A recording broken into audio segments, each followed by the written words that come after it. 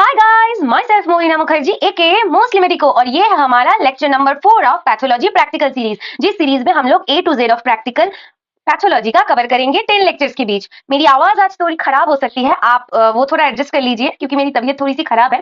पर क्योंकि ये सीरीज जल्द से जल्द आपको खत्म करके मुझे देना है 2023 के स्टूडेंट्स के लिए मेनली, इसीलिए मैं थोड़ा तबीयत खराब है फिर भी लेक्चर रिकॉर्ड कर रही हूँ। आप थोड़ा आवाज के लिए मुझे माफ कर दो, पर एनर्जी में और कंटेंट में कोई कमी नहीं होगी, ये मैं प्रॉमिस कर सकती हूँ आपको। चलो फिर आज का लेक्चर हम शुरू कर लेते हैं।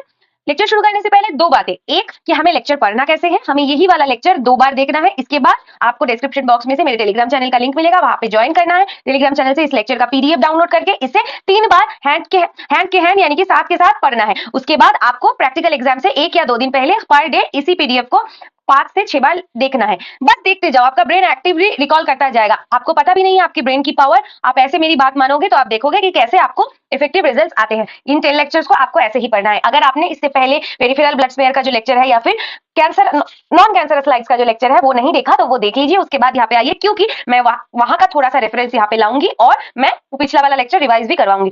दूसरी बात ये है कि हमको अभी पहले रिवीजन करना है। चलो मेरे साथ बोलो, पहला वाला क्या हमने पिछले लेक्चर में क्या पढ़ा था कि ऑल नॉन कैंसरस स्लाइड। चलो मेरे साथ बोलो, पेज मत पलटो, अभी मेरे साथ बोलो, जितना याद रहेगा, मुझे भी थोड़ा शायद याद ना हो, आपको भी ना हो, साथ में पढ़ेंगे साथ में याद करेंगे, ठीक है। चलो 1 नंबर में क्या था, एक्यूट एपेंडिसाइटिस। अभी एक्यूट में क्या था, ऐसे करके कुछ ऊपर राउंड राउंड राउंड राउंड करके कुछ स्ट्रक्चर था जो कि म्यूकोजल ग्लैंड था और यहाँ पे ऐसे वेवी वेवी सा था, याद करो। अल्सरेटिव म्यूकोजा एक्यूट था, इसीलिए बताओ बताओ न्यूट्रोफिलिक इन्फिल्ट्रेशन होगा, इसके अलावा एक्सुडेट मिलेगा ल्यूमेन के अंदर, याद है ना, कितना आसान है। इसके बाद क्या था, क्रोनिक कोलेसिस्टाइटिस। क्रोनिक कोलेसिस्टाइटिस में क्या था कि ये जो मसल का जो लेयर होता है उसमें हाइपरट्रॉफी हो जाती है, इसीलिए ऐसे फूल फूल सा बन जाता है। याद आ रहा है ना, पिछला वाला लेक्चर देखा होगा तो बिल्कुल याद आ रहा होगा। और ये जो फूल फूल सा बन जाता है यहाँ पे क्या होता है, म्यूकोजल अल्सरेशन। इसके अलावा क्या होता है, क्रोनिक है यानी कि लिम्फोसाइटिक इन्फिल्ट्रेशन। देखा, 2 याद हो गए। अब थोड़ा सा सीक्वेंस चेंज करके पढ़ते हैं।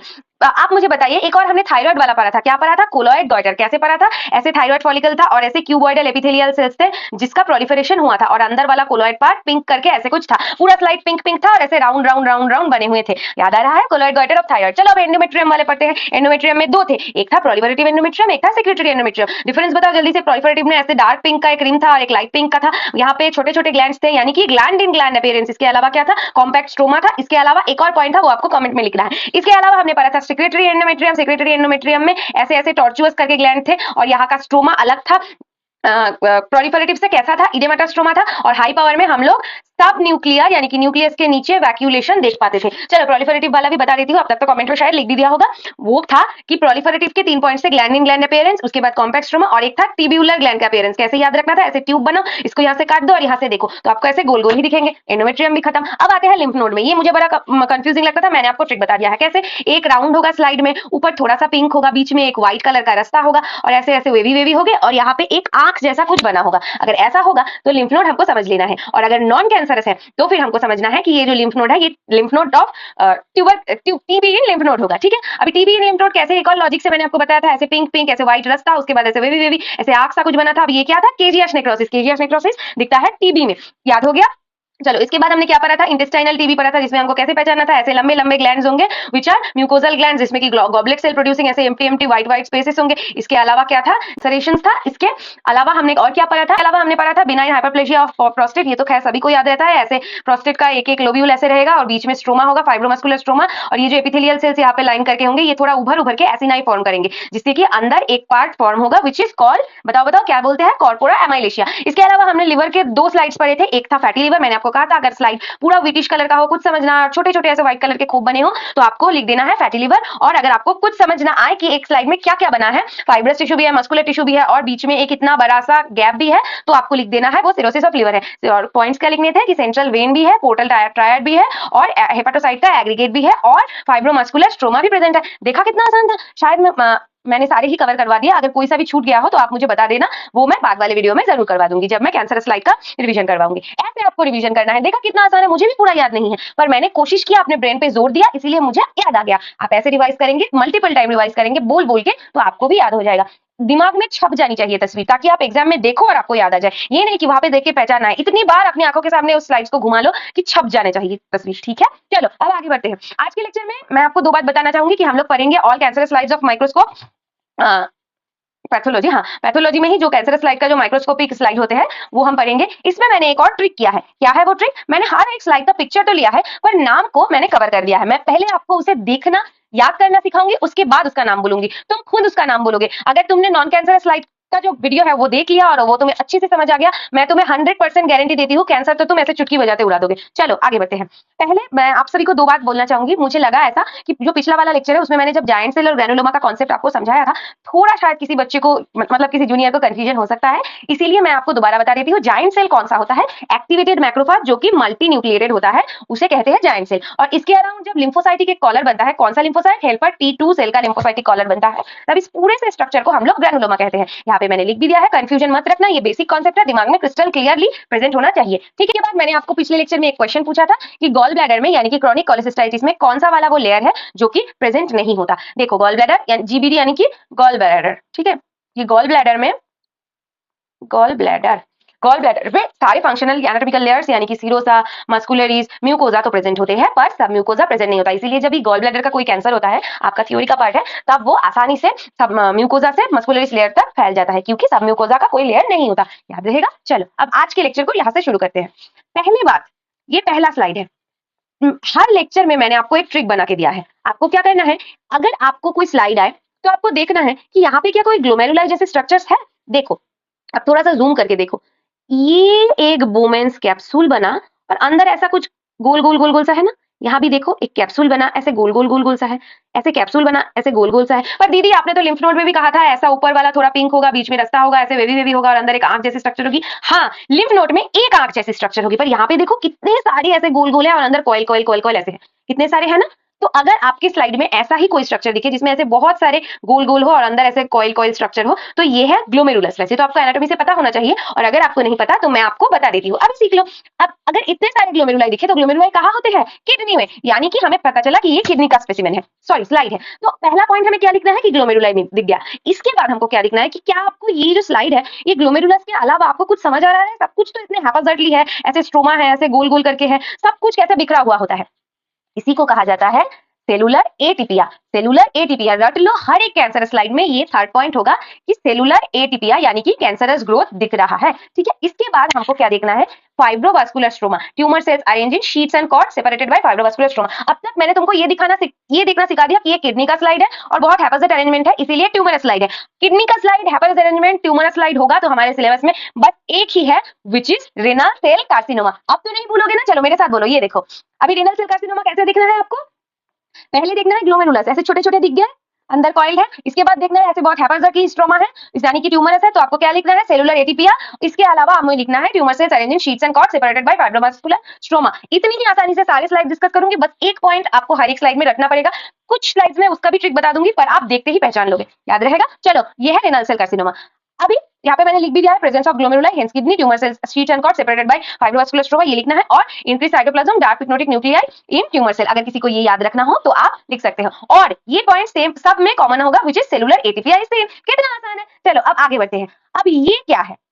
देखो अगर आपको कोई ऐसा स्लाइड दिखे, ऐसी पतली पतली सी स्लिट जैसी कुछ चीज दिखे, जैसे ऐसा लग रहा हो कि ऐसे तो ये गोल था पर इसको दोनों साइड से पिचका के ऐसा बना दिया गया है, तो आपको ये समझना है कि ये होगा फाइब्रो एडेनोमा ऑफ ब्रेस्ट। ऐसा स्ट्रक्चर सिर्फ फाइब्रो एडेनोमा में ही होता है। अब क्यों होता है ये तो थ्योरी का पार्ट है, बहुत लंबा मैकेनिज्म है, मैं तो आपको इतना यहाँ पे नहीं समझा सकती। आप बस याद रख लो, यहाँ का ट्रिक है पतली स्लिट जैसा कुछ होगा, तो ही वह है फाइब्रो एडेनोमा ऑफ ब्रेस्ट। अब इसको मैं रिमूव कर देती हूँ।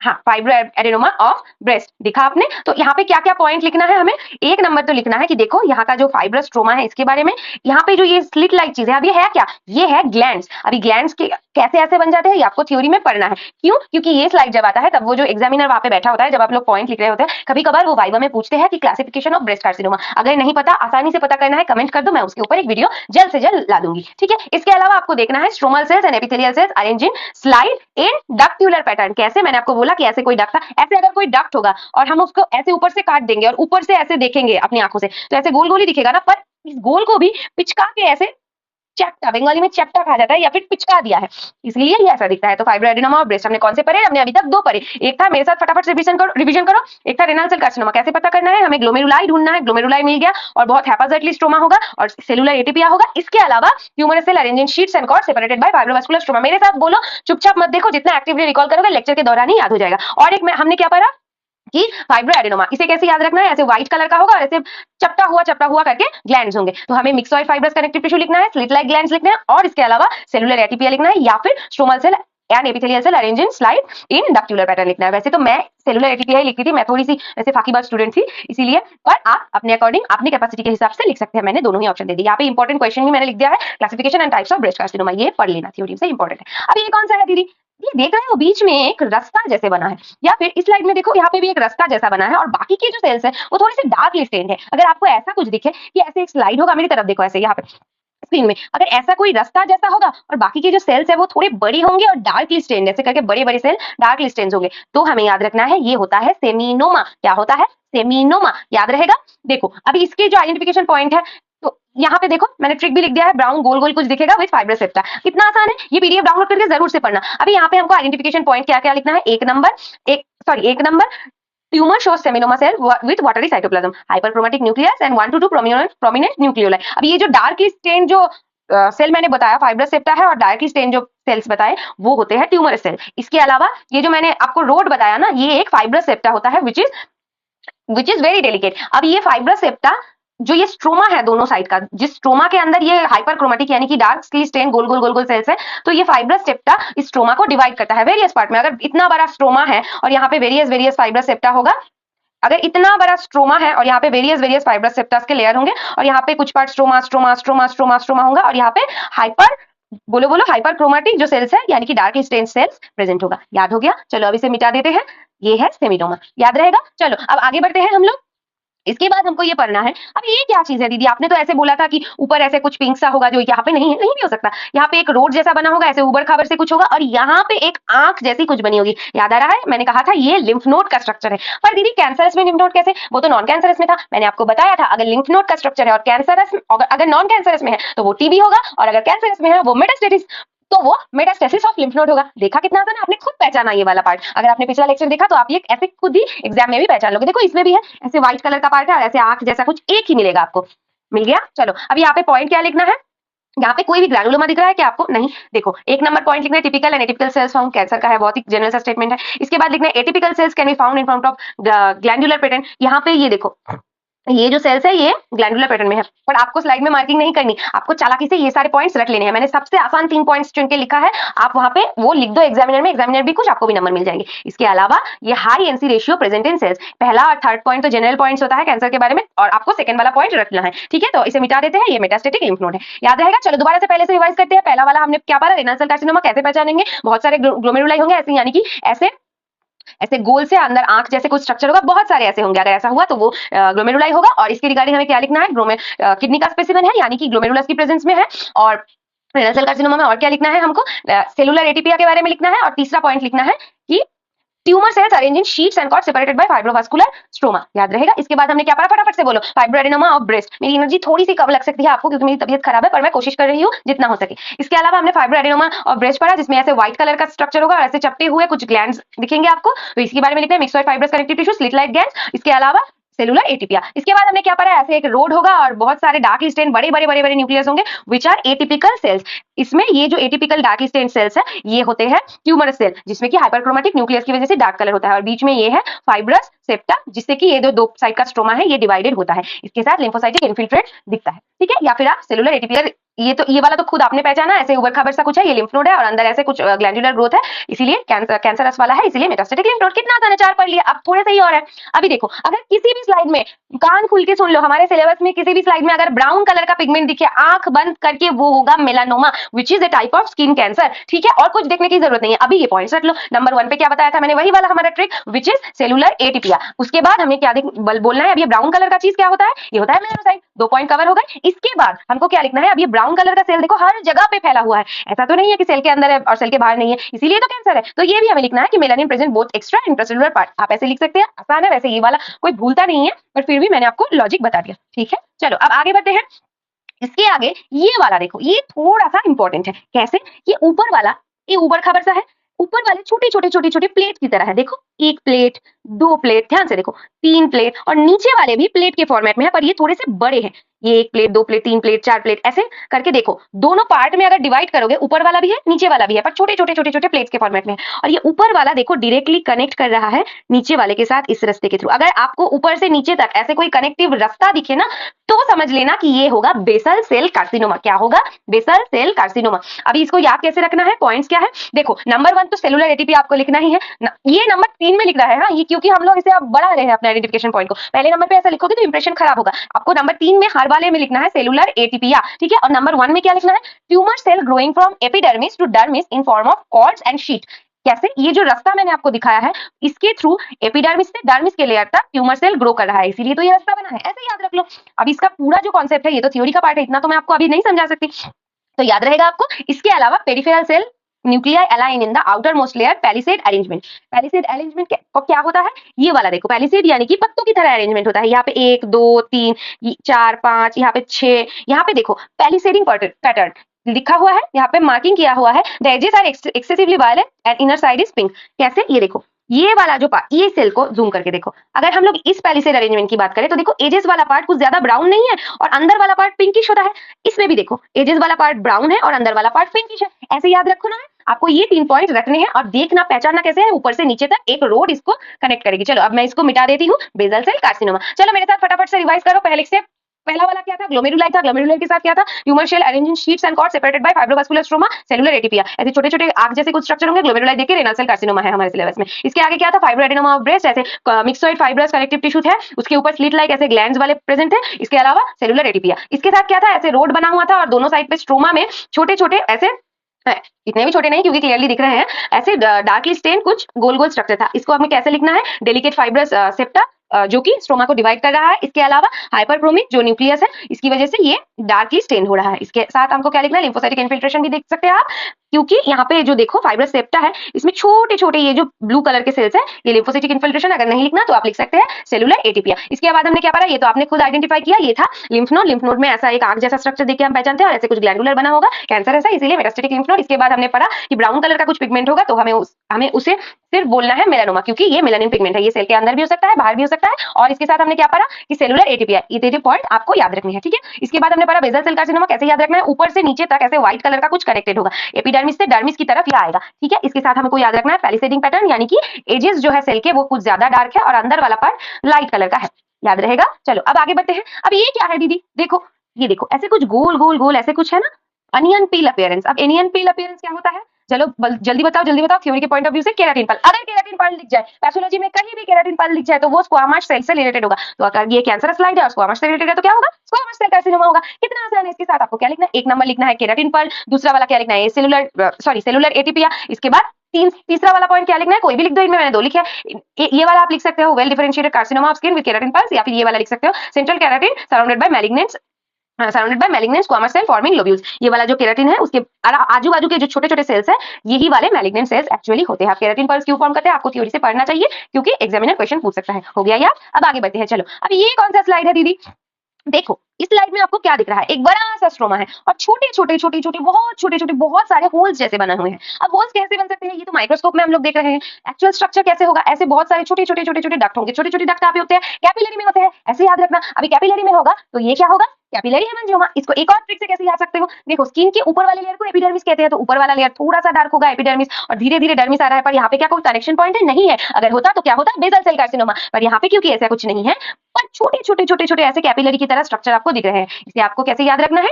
मैंने आपको बता दिया, ये है कैपिलरी हेमांजियोमा ऑफ स्किन। स्किन को कैसे याद रखना है? ऊपर वाला स्ट्रक्चर देखो, ऐसे एपिडर्मिस है थोड़ा सा डार्क, यहाँ पे भी देखो थोड़ा सा डार्क एपिडर्मिस है, यहाँ पे भी देखो थोड़ा सा डार्क एपिडर्मिस है, यहाँ पे भी देखो डार्क एपिडर्मिस है। यहाँ पे मैंने बहुत सारे स्लाइड्स लिए हैं ताकि आपको कंफ्यूजन ना हो, पर हर स्लाइड में देखो ऐसे छोटे बड़े, यहाँ पे भी है छोटे, यहाँ पे भी है छोटे, यहाँ पे ये जो छोटे होल्स जैसे स्ट्रक्चर है, ये है कैपिलरीज। तो यहाँ पे हमें क्या पढ़ना है? Skin showing upper epidermis and lower dermis, मैंने आपको बता दिया। इसके बाद क्या पढ़ना है? Presence of closely packed variable side spaces look like capillaries with in the dermis of skin. इस डर्मिस में ऐसे छोटे छोटे जो मैंने आपको बताया। इसके बाद हमको क्या लिखना है, या तो आप लिख सकते हैं सेलुलर एटीपी, या फिर आप लिख सकते हैं कि ये जो बड़े वाले गैप्स है इसमें देखो कुछ रेडिश कलर का है, ये क्या है पता है, ब्लड। यहाँ पे भी है, देखो यहाँ पे भी है, यहाँ पे भी है। आप ब्लड के बारे में भी लिख सकते हो। चलो मेरे साथ दोबारा से रिवाइज करो। पहले वाला क्या था, देखो मैं कितनी बार रिवाइज कर रही हूँ, आपको लेक्चर में ही याद हो जाएगा। पहले वाले में था ग्लोमेरुलर। ग्लोमेरुलर देखेंगे तो सिलेबस में एक ही है, रेनल सेल कार्सिनोमा। इसके साथ क्या लिखेंगे, ट्यूमर सेल के अरेंजमेंट के बारे में लिखेंगे और लिखेंगे सेलुलर एटीपी। चलो हो गया। इसके बाद हम लोग ऐसे चपटा हुआ ग्लैंड देखेंगे तो देख के समझ लेना है, व्हाइट में चपटा ग्लैंड है यानी कि फाइब्रोएडेनोमा।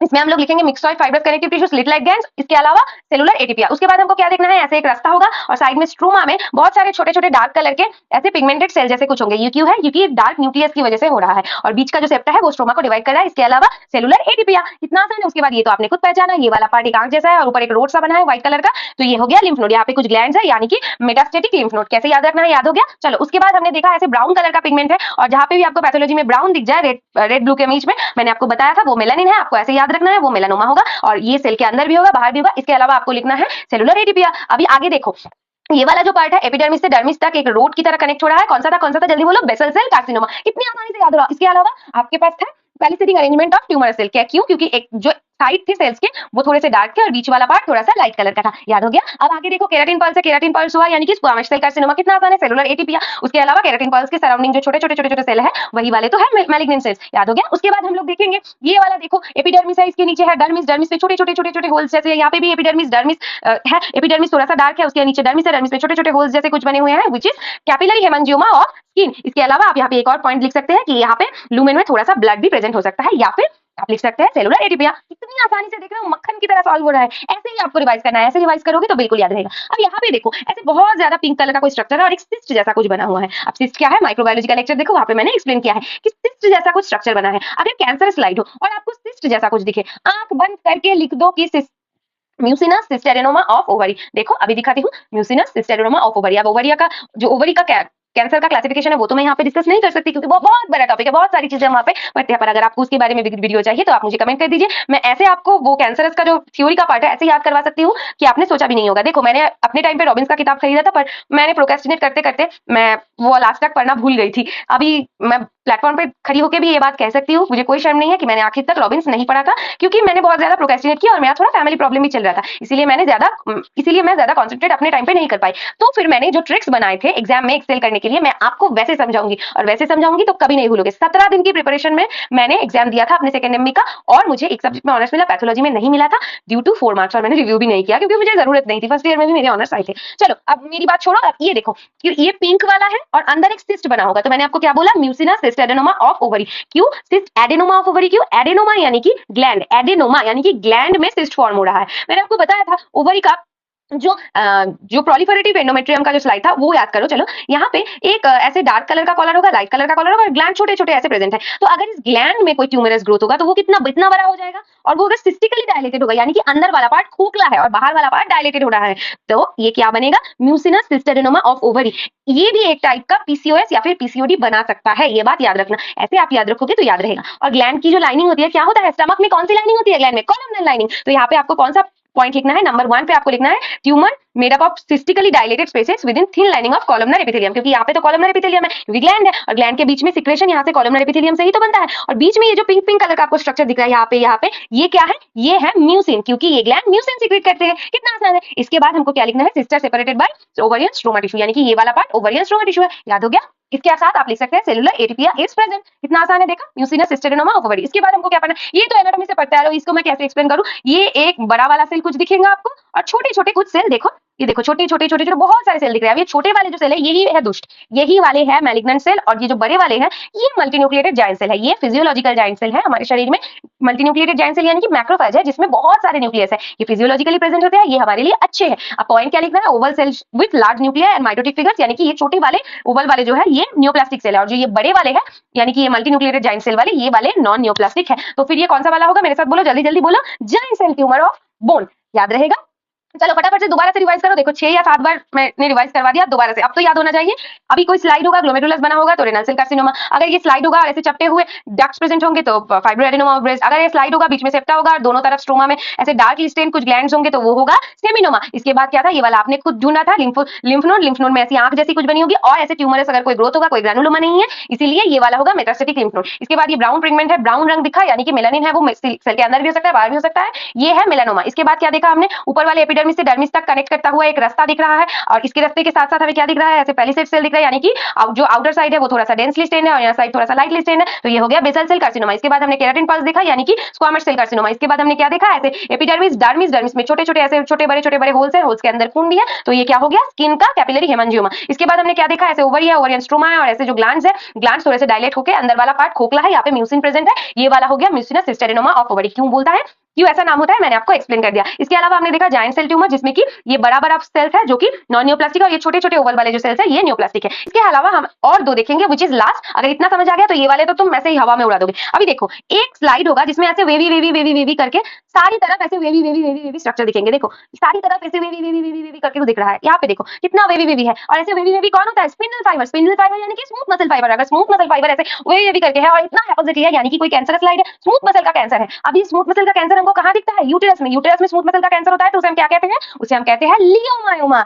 कितनी आसानी से तुम खुद आंसर बताओगे। देखो अभी इसमें क्या देखना है, interlacing fascicles by proliferation of muscle cells. Smooth muscle cells का ऐसे ऐसे ऐसे ऐसे ऐसे स्पिंडल शेप का होता है ना, ऐसे स्पिंडल शेप, और अगर ये प्रोलिफरेट हो गया तो ऐसे हेपाजेट हो जाएगा। इसीलिए ये इंटरलेस करते हैं यानी कि एक दूसरे पे चढ़ जाते हैं और ऐसे वेवी पैटर्न बनाते हैं। इसके अलावा ये वर्ल्ड पैटर्न ऑफ फेसिकल्स होता है, याद रहेगा, ये है लियोमायोमा। इसके आगे हम लोग आज का लास्ट स्लाइड डिस्कस करेंगे। अब ये क्या है दीदी, अब बताओ, ये पूरा का पूरा आपको व्हाइट दिख रहा है। मैंने आपको बताया था व्हाइट, अगर पूरा स्लाइड व्हाइट दिखे और अंदर ऐसे पतली पतली चपटी ग्लैंड्स का डक्ट्स दिखे तो हमें बोलना है फाइब्रोएडेनोमा। पर यहाँ पे क्या आपको पतली पतली डक्ट्स दिख रहे हैं, एक हमें को गोल दिखा, तो यहाँ पे शायद कोई और होगा, पर इतना सारा तो डक्ट वाला कोई पार्ट है ही नहीं, ये तो ऑलमोस्ट पूरा सफेद है। और सफेद माइक्रोस्कोप में क्या होता है, फैट या फिर म्यूसिन। म्यूसिन का तो कैंसर हो नहीं सकता क्योंकि म्यूसिन का तो सेल अलग से होता नहीं, वो गॉबलेट सेल से निकलता है, तो क्या फैट यानी कि एडिपोज टिश्यू का हो सकता है, तो यही वही है लाइपोमा। अगर आपको ऐसे व्हाइट कलर का कुछ दिखा जिसमें आपको कुछ समझ नहीं आ रहा, छोटे छोटे ऐसे रेड कलर के कभी कहीं भी ऐसे हो, तो आपको इसे लाइपोमा लिखना है। इसमें आपको क्या लिखना है, सेल्स विद क्लियर साइटोप्लाज्म यानी कि फैट डिपोजिशन, क्योंकि ये फैट का ट्यूमर है।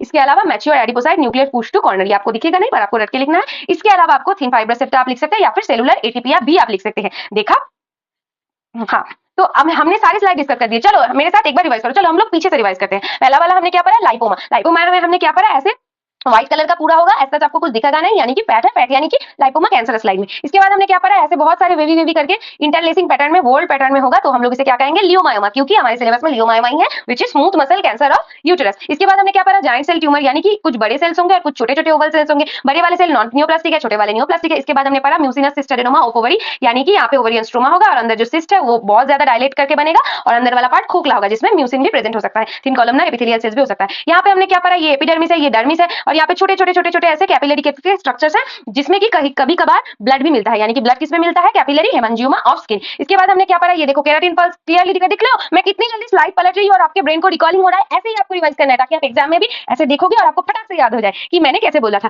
केराटिन पल्स का जो स्लाइड्स है, केराटिन पल्स यानी कि स्क्वामस सेल कार्सिनोमा। अब थ्योरी थोड़ी सी क्लियर होनी चाहिए, अगर थ्योरी आपका क्लियर है आप ऐसे ही प्रैक्टिकल में मतलब चुटकी बजाते सब सॉल्व कर दोगे। अभी देखो ये एपिडर्मिस है, ये डर्मिस है और ये वाला जो रास्ता है ये कनेक्ट कर रहा है, यानी कि बेसल सेल कार्सिनोमा। इसके ऊपर क्या देखा हमने, ब्राउन रंग। ब्राउन रंग कहाँ पे होता है, मेलानिन में, सेल के अंदर भी हो सकता है, बाहर भी हो सकता है, यानी कि मेलानोमा, ये एक टाइप का स्किन कैंसर है। इसके बाद आपने ये खुद पहचाना, ये लिम्फ नोड है, यहाँ पे एक आंख जैसी कुछ बनी हुई है, यहाँ पे ग्लैंडुलर स्ट्रक्चर है, यानी कि कैंसरस में लिम्फ नोड है, तो ये हुआ मेटास्टेटिक लिम्फ नोड। अगर ये नॉन कैंसरस में होता तो ये होता टीबी ऑफ लिम्फ नोड, ठीक है। इसके हमने आगे देखा एक सड़क जैसी कुछ बनी है और दोनों साइड पे स्ट्रोमा में ऐसे डार्क स्टेन, छोटे बहुत सारे सेल्स है, क्योंकि ये डार्क स्टेन न्यूक्लियस के द्वारा होते हैं। इसमें हम क्या लिखेंगे, लिम्फोसाइटिक इन्फिल्ट्रेशन, ये थिन फाइब्रस सेप्टा जो कि स्ट्रोमा को डिवाइड कर रहा है और कैंसरस सेल्स की वजह से ये डार्क स्टेन हो रहा है, ठीक है। इसके बाद हमने क्या देखा, ऐसे मिक्सॉइड स्ट्रोमा होगा, यानी कि विटी स्ट्रोमा होगा। साइंस की फैंसी लैंग्वेज में बहुत आसान है, ऐसे विटी स्ट्रोमा है, मिक्सॉइड स्ट्रोमा, यानी कि बहुत सारी चीजों का मिक्स करके ये फाइबर स्ट्रोमा बना है। इसी वजह से ये ऐसे चपटे ग्लैंड्स हो गए हैं। आप कैसे याद रखें, फाइबर है, फाइबर थोड़ा सा हार्ड होता है और अगर आप एक ऐसा ग्लैंड लेंगे और यहाँ पे भी फाइबर का डिपोजिशन बढ़ा देंगे, यहाँ पे भी बढ़ा देंगे, तो ये स्ट्रक्चर कुछ ऐसे हो जाएगा ना, ऐसे दोनों साइड से अगर प्रेशर दोगे तो यही पे यही लिखना है आपको, mixed fibrous connective tissue slit like gangs, तो ये हो गया फाइब्रोएडेनोमा। इसके बाद हमको क्या देखना है, ये आखिर वाला आ गया जो कि पहले हमने पढ़ा था। इसमें है कि बहुत सारे ग्लोमेरुलाई दिख रहा है, और ग्लोमेरुलाई आपको दिखेंगे तो हमें आंख बंद करके लिख देना है रेनल सेल कार्सिनोमा। चलो आज का लेक्चर इतना ही था, हो गया। अगर आपको ये लेक्चर अच्छा लगा हो तो आप अपने दोस्त के साथ शेयर कर दीजिए, एक लाइक कर दीजिए, और मेरे टेलीग्राम चैनल को डिस्क्रिप्शन बॉक्स में से भी आप ज्वाइन कर सकते हैं, जहाँ पे आपको ये पीडीएफ मिल जाएगा, जहाँ पे मैंने सारे ट्रिक्स लिख दिए हैं, सारे ऐसे पिक्चर्स भी, और यही वाले एग्जाम में आएंगे,